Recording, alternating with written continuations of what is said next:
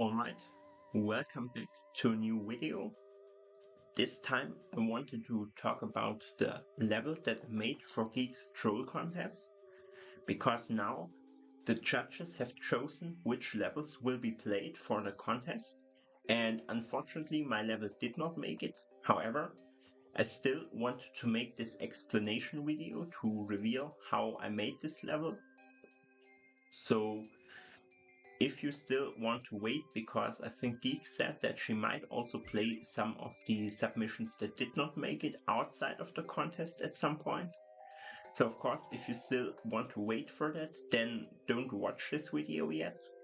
But otherwise, I will now start to explain all the trolls in this level. So the level is built around a certain theme, and this theme is that there's gonna be lots of hints.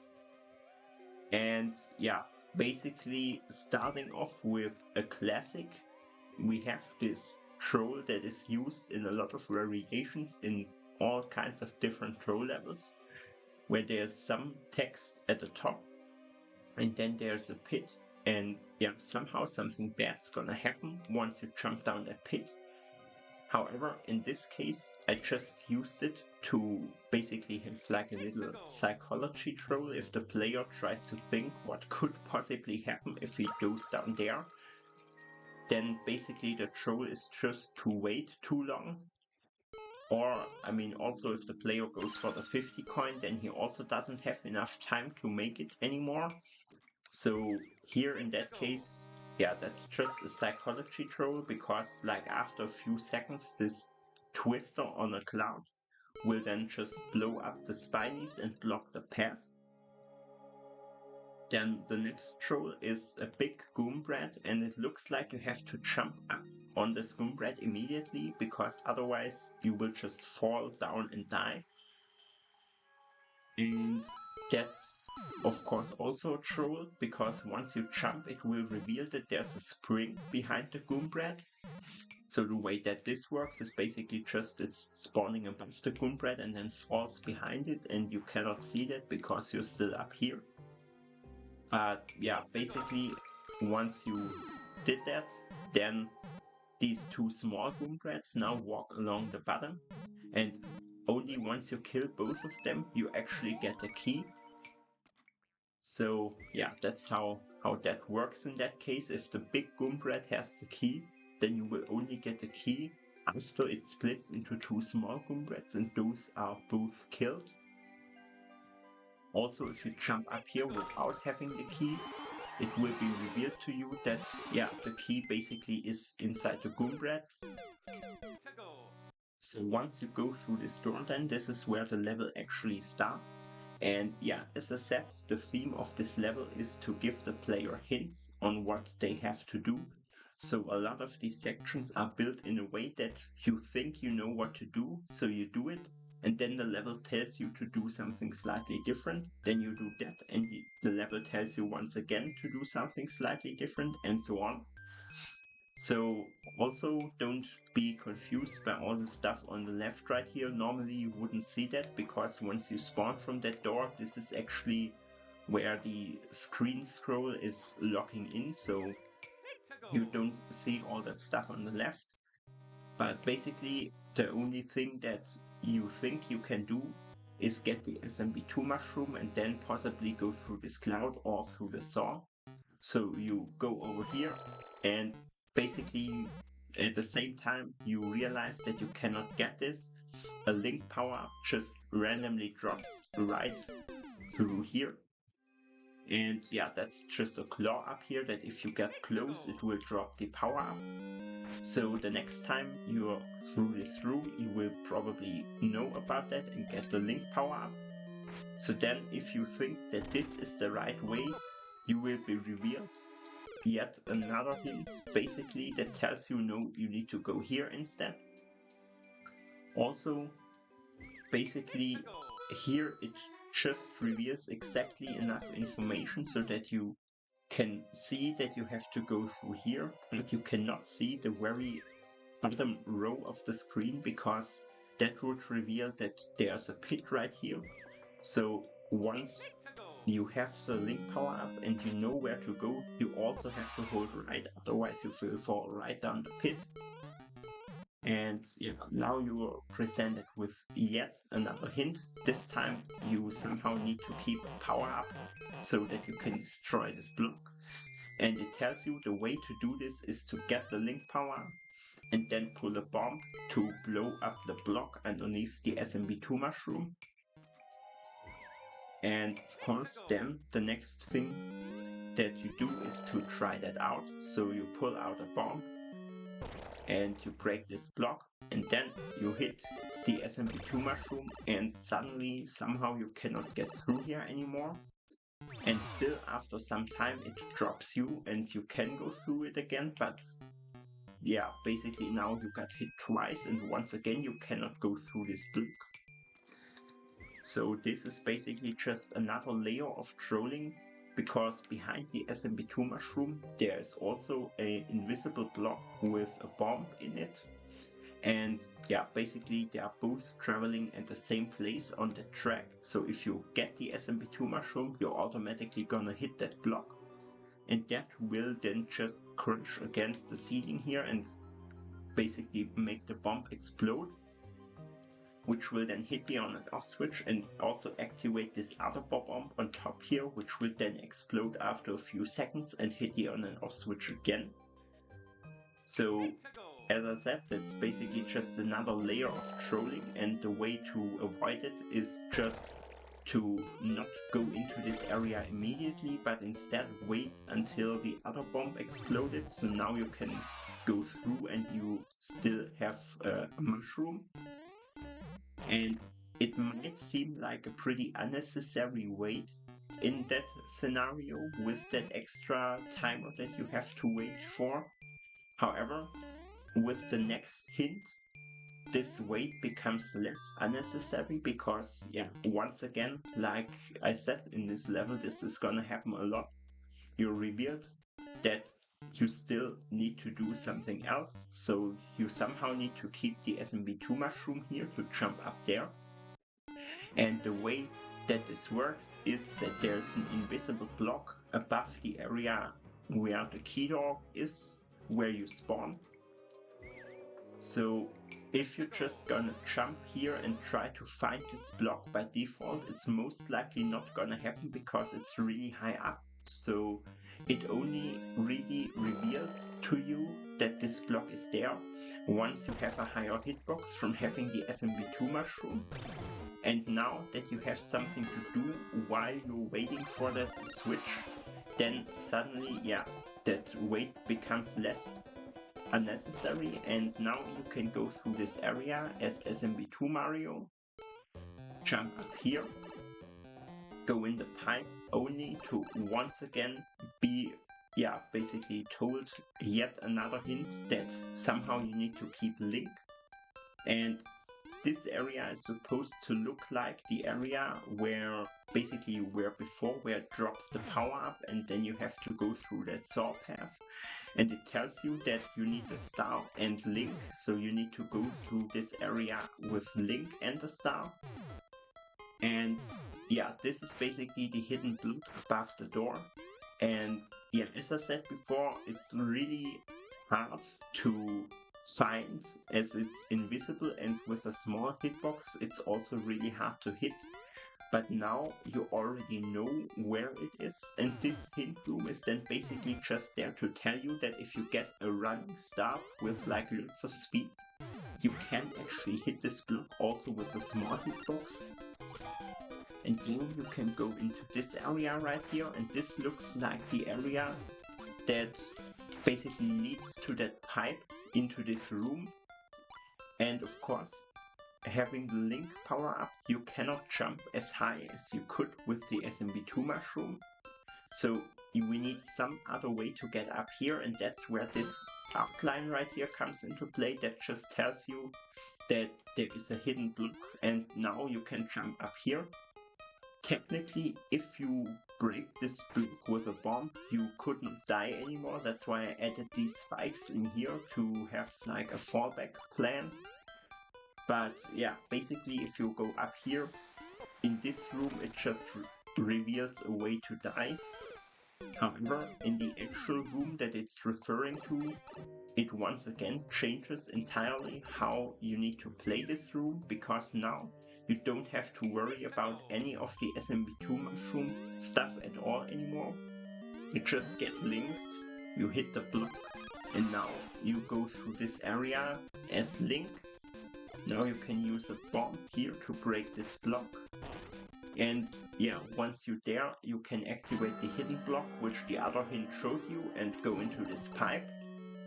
And once you're in this area with Link, you're actually just a few jumps away from CP1. You can already see the checkpoint, and it looks like all you have to do is to jump over there. And these blocks right here are not actual blocks, that's just overlapping background textures.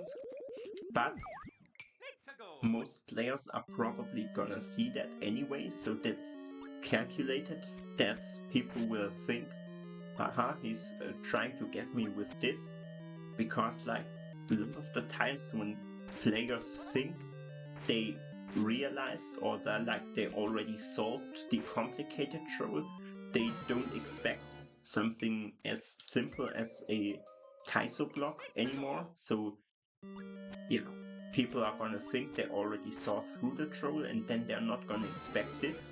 So actually what they have to do is then to get into this cloud and fly over to CP1. And now this section after CP1 is based around the Fire Flower. And the first troll is here that it looks like what should happen is once you hit the on-off switch, the Fire Flower goes onto that track and then ends up here. However, because Mario Maker is a weird game sometimes, what actually happens is it goes right through the track and instead goes here. So instead of standing here, you have to stand here in order to get the Fire Flower. And then once you continue, you get trolled by a falling fish. That's like literally just a simple falling fish in a claw right here. So yeah, once you know about that, then you will not get trolled about it again. And now the next section is up here, and most people are gonna jump at this side because they see these ice blocks, so they think somehow it's gonna continue on the left side here. And yeah, that's just another troll to make you lose the Fire Flower, which is sort of the theme of this section, that you get a Fire Flower and then you have to keep it through a few trolls, and every troll is just trying to make you lose the Fire Flower. And also, if you're wondering what this block right here is about, that's just an anti-softlock prevention, because it can happen that you go up here, you can still shoot one fireball, and now if you would go in here, you would be softlocked, so that's why I added this block to kill the player in that case. However, if you survive all of these trolls and you jump around this block, then you can lower the cannon, which will then reveal the path. And now, basically there's yet another troll, because if you just walk over here, then you suddenly have the Super Mario Land power up and you cannot get through these ice blocks anymore. So yeah, then you can go down here to die basically. And the way it works is just when the section loads, this Super Mario Land flower spawns on top of this node block. So it's going to jump up and then be hidden off screen basically. And in order to avoid it, you have to jump over it. So now you're in this section and it looks like this is some sort of a P-switch race. So you activate the P-switch and go fast here. However, yeah, that's of course not what you have to do, but instead this is just a section where you can directly go down here and don't have to activate the P-switch at all. And then this is revealing yet a hint to you, telling you that basically there's a hidden door behind that area where the launcher is before. So this is the area where the launcher was spinning like the big spike ball to reveal the path, and it tells you to activate the P-switch and then go back to this area. So if you do that, then basically these blocks would already be gone. So basically it would look like this. You hit this and then you go back, and then yeah, basically there is this door behind the launcher, only that it tells you now you need the Super Mario Land flower. So on the way to the P-switch it was actually a troll, but now it's of course the other way around, because probably like once a troll once, people are most likely gonna avoid it also on the way back. So this time you have to get the flower. And of course the way that this setup with the launcher works is there's just the people hidden behind the launcher, so once the P-switch is activated the launcher won't spawn. But yeah, basically once you have the Super Mario Land flower and you go through this door, there's normally another layer of trolling happening right here, which will not activate now because the switch has not been hit. But basically it tells you here to hit the switch twice, and that's important because when you normally come into the section you have to hit the switch once to get the fire flower. And I mean, all the other trolls don't involve the switch, so most players would just leave it in the off state and continue with the section. However, now after all the other trolls, basically when it drops you into this room and the switch is in the off state, then it will just tell you to hit the switch twice, and of course that's then also what you have to do. So you have to hit the switch once to get the fire flower, and then you have to hit the switch again after you got it. So yeah, basically that's then just what this hint reveals right here. And then there's another silly troll, which is just an invisible block that blocks your path if you jump here at the middle. But if you jump here on the side, then you can make it through the section, and now you're presented with 3 pipes. And if this troll works, then it's, in my opinion, one of the best trolls in this level because it's so disrespectful. But there's also at least some risk that it doesn't work, because like if you didn't really pay attention and saw that these other pipes are even there, then you just might think this might be the only option, and in this case that troll will not get you at all. But if you saw the other pipes before when you spawned down here, then maybe you might think that this pipe right here is too obvious because it's like the only one that you can see. So probably one of these pipes is going to be the solution. So let's start by going into this pipe, which tells us, haha, actually it was the pipe on the right. And now the disrespectful part about all of this is that usually players try to outsmart troll creators. So they're gonna think, if this hint tells me it's the pipe on the right, probably if I go in there, there's just gonna be another hint telling me that it's actually the pipe on the left. So the next time they go into this section, they think they outsmarted the creator by thinking a step ahead and actually going in the left pipe, only to find another hint that basically does not tell them anything other than they already know. So yeah, that's what I really like about the psychology of this troll. Basically, if you try to think and be one step ahead, you're actually one step behind. So in the end, all you have to do is to actually go into the pipe on the right side, and then you'll land in this section, which kind of looks like a classic platforming section. And of course, once again, it's not what it seems. So what you actually have to do here is to let the 1-up go through this path at the bottom, so that it can hit the node block. And yeah, just like the other section before CP1, this is also a section that basically works the way that it constantly reveals some part of the information, and never the whole, because now basically you go on here, because yeah, it's just what you think where the level's going to continue, and basically right when you jump up here, it reveals this vine on the left side. So then the next thing that you do is, of course, to not go down here, but instead just let the 1-up hit the on-off switch, and then you go up to this vine. Here you even get a spiny helmet. So now you go through here, but using your spiny helmet you can no longer break these blocks. So you go in here and get yet another hint room, and basically this tells you that if you go the upper path, you cannot keep your spiny helmet whatsoever. So what you have to do is to half jump through this mushroom platform, and then you can use the spiny helmet here to basically die.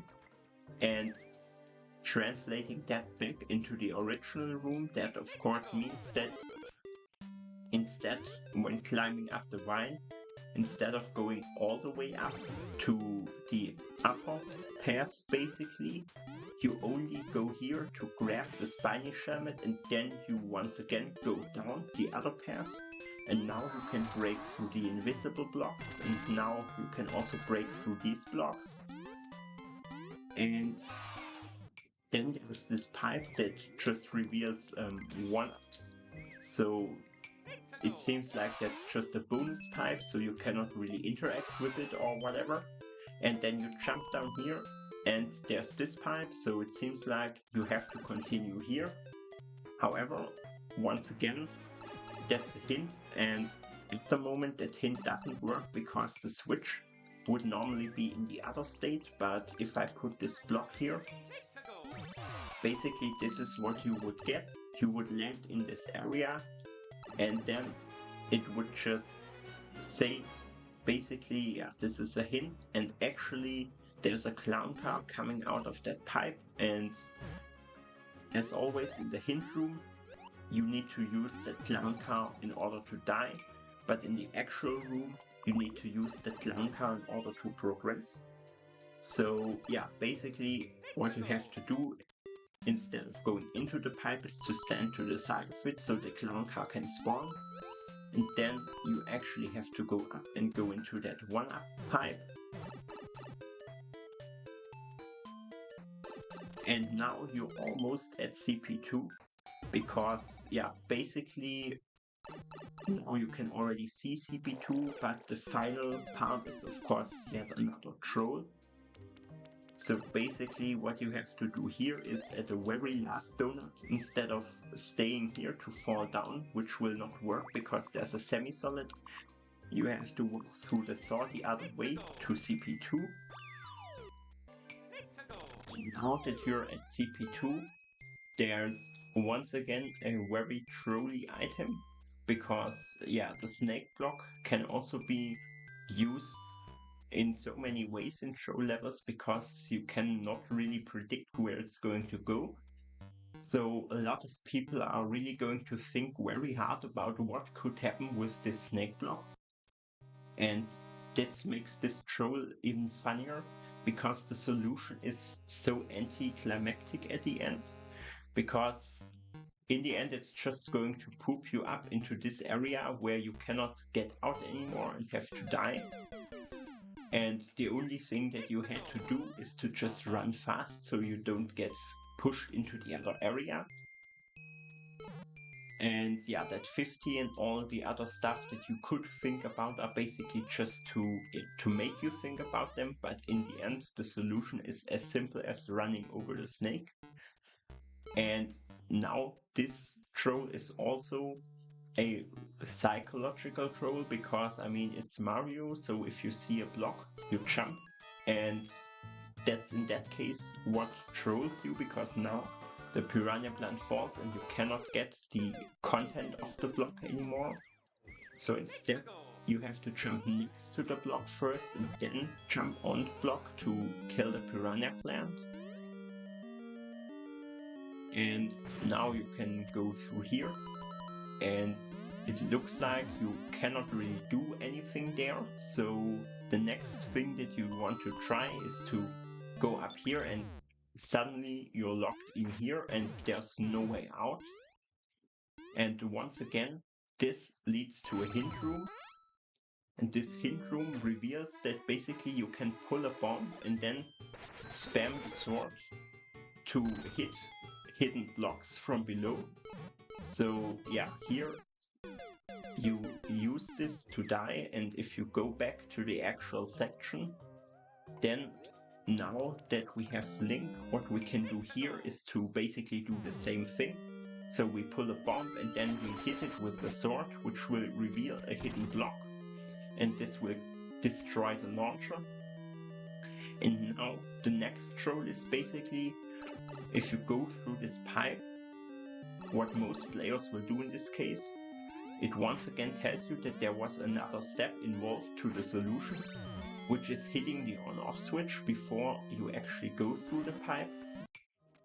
And the reason why most players probably will not do that is because initially they were trained that the on-off switch is a trap, because if you go up here and hit it, it locks you into this area. However, once you do this, then there is actually a way back out. So you can still hit the on-off switch and still make it out to go into the pipe. And this brings us to the next section, which is going to be about the big mushroom. So here you just have this falling blue platform, and it looks like you just have to see what's gonna happen if you let it fall. And basically, once you let it fall, a big mushroom spawns in from the side. However, now that you're already down here, there's no way for you to reach this mushroom. So the way to solve this section is to just go onto the platform to spawn the mushroom, but then go back. And yeah, with the mushroom, you can then go up here to this next section. And all of this arrow stuff and whatever is just to basically confuse the player, but there's not any danger here. However, once you stand here, if you follow the coin trail, you will lose your platform to go into this door. So in this case, what you actually have to do is to stand to the side of the platform and then go back and go into door. And now if you just try to hold up to climb the vine, then, I mean, of course, if you hold up without jumping, then you are gonna end up in the door anyway, but if you just hold up here, then there's an invisible block and then you would fall down here and die. Also, there's another block that is timed to basically fall once you hit the first one. So even if you know that the first one's there, then the second one will get you. And yeah, basically then once you safely avoided all of the blocks, the next thing you see is the skull platform, which looks like that once you jump on it, it will go somewhere to this launcher right there. And basically the level will continue somewhere on the right. But if you jump there with the right momentum, then it's just gonna put you into this area where it says no. And what you actually have to do is to go here. And now you see this SMB2 mushroom right there going on a journey. However, that's just to distract you, because after a short amount of time, the skull platform will just block your path right here by pushing the launcher up. So if you follow the SMB2 mushroom and get distracted, then this troll gets you.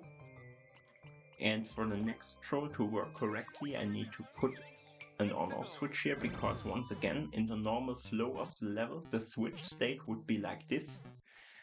And here, this is more of like a silly troll, so you're not actually gonna die from this, but it's making you do some silly things. So it looks like what you have to do is to jump up to the on-off switch to hit it, and then you can continue to the bottom path. And if you try to do that, then it will eat your jump and it will start the slider theme, because now the silly part is the only way to get out of this is to do these tiny jumps which all move you by like a pixel or whatever.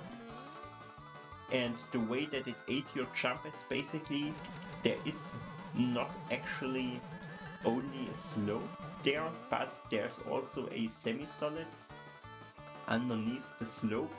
And basically in that case, as you can see, here I'm walking diagonally on the slope, but as soon as I hit the semi-solid, I walk forward on the semi-solid.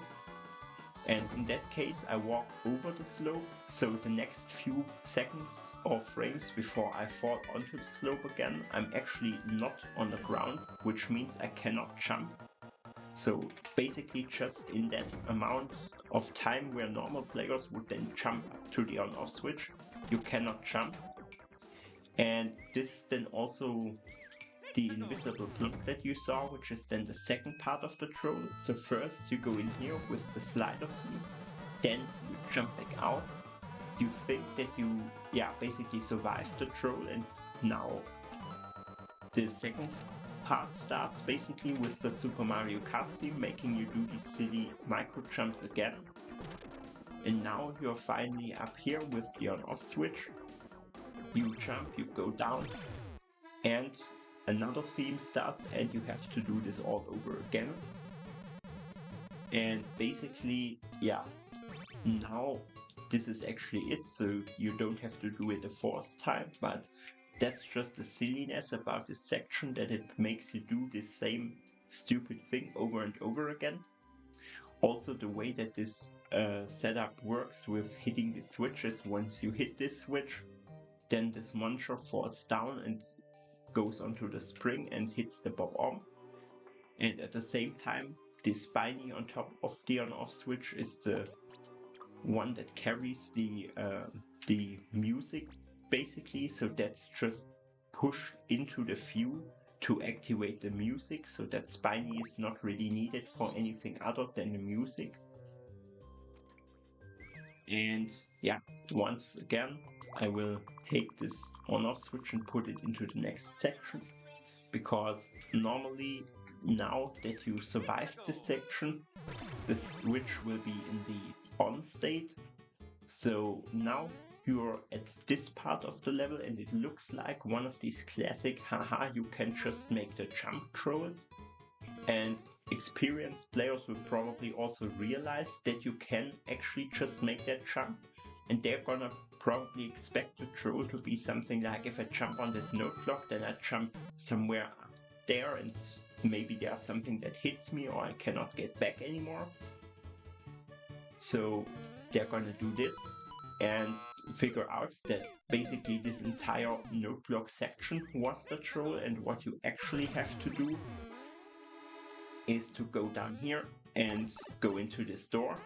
However, if you do this before getting hit 2 times, you cannot fit through this gap, which will bring you to the fun time, which is the only anti-softlock actually in this level. And basically, it will repeatedly hit an on and off switch, and it will bring you to this area that you already know from before. So previously we were already in this part of the level where it said NT, and it revealed that there was a clown car in the pipe. However, if you load the room from this other pipe, basically it adds these 2 extra letters, A at the beginning and I at the end, which makes anti for anti-softlock, because this time you don't have the clown car, you just have the on-off switch that changes repeatedly, and you also cannot see when it's gonna hit the switch, so you basically have to get a feel for the rhythm. And then you can jump into the spike. And this is not that easy, so it's definitely worth to be an anti-softlock. Now, let's say that you did make it to the last dome and you are small Mario. Then this is now basically the big finale, where the ultimate hint of the level is revealed to you. That's also why you have this giant NT right here, because that's like the biggest hint in the entire level. it also tells you that the level is a lie, which is usually used as like an indicator at the very end of a level, somewhere that in most cases then the level can be played automatically somehow, like something different's gonna happen if you just hold right or whatever. But in this case, I used it just to tell the player that basically they were on a wrong path all the time. And now the actual solution is revealed to them once they go through this door. And that is the area from CP1. I even set CP1 here to make it really obvious that this is referring to the CP1 area. And in the CP1 area, there was this hidden block with a cloud, which was there to troll the player if he jumps from this side to the other side. However, now you cannot go into this pipe because it's blocked off. And so the only thing that you can really do with this cloud is to use it to go up to the hint area. And there basically it tells you to start over, because what you had to do all along is to actually use the cloud to go into this hint area and then go into that red pipe. Just spits out link power-ups. So that's then the big reveal that actually the solution to the level lies all the way back at the room right before CP1. So basically then the solution is just like it says, to go into this cloud, to go up here, and then you can go into this red pipe.